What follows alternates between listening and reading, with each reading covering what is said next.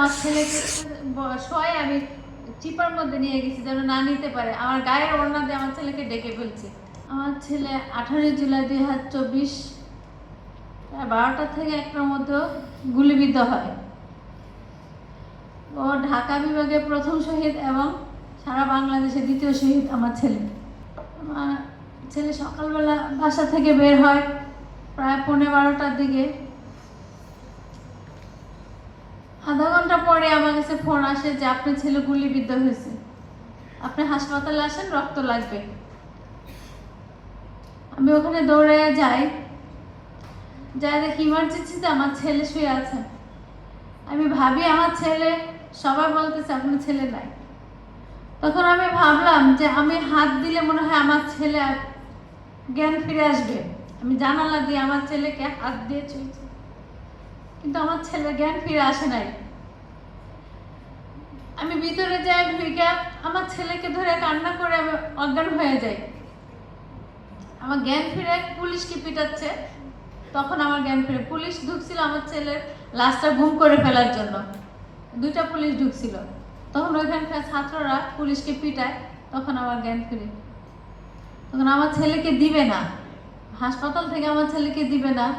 পরে আমরা অনেক কষ্ট করে আমার ছেলেকে মানে লুকায় নিয়ে যাবে, তো আমার ছেলেকে শোয়াই আমি চিপার মধ্যে নিয়ে গেছি যেন না নিতে পারে। আমার গায়ের ওড়না দিয়ে আমার ছেলেকে ডেকে ফেলছি যেন আমার ছেলের লাশটা লুকাইতে না পারে।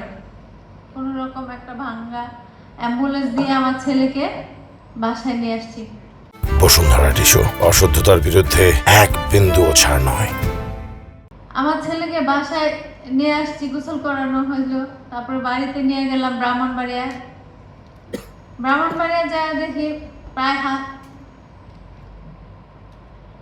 60 থেকে 70 জন পুলিশ কবরস্থানে। মানে আমার ছেলেকে তাড়াতাড়ি মাটি দিতে হবে, মাটি না দিলে সমস্যা। ওরা অনেক তাড়াতাড়ি করে আমার ছেলেকে মাটি দিয়ে দেওয়া হয়। প্রায় 1 বছর হয়ে গেছে আমার ছেলে গত হয়ে নাই, আমাকে ছেড়ে চলে গেছে। এই 18 জুলাই মনে হয় প্রতিটা দিনই আমার 18 জুলাই।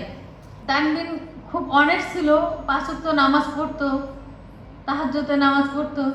এই দেশের জন্য যে আমার ছেলে প্রাণ হারাচ্ছে, দেশ কি দিছে? আমাদের এতগুলি শহীদ হয়েছে ছেলে পেলে, কিছুই তো দেয় না। এখনো তো বিচারই হচ্ছে না। আদৌ কি বিচার হবে? আমাদের ছেলেরা কি আদৌ বিচার পাবে? এটাই আমার প্রশ্ন সরকারের কাছে।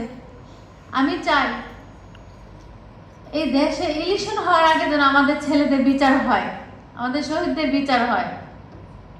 আমি আমাদের শহীদদের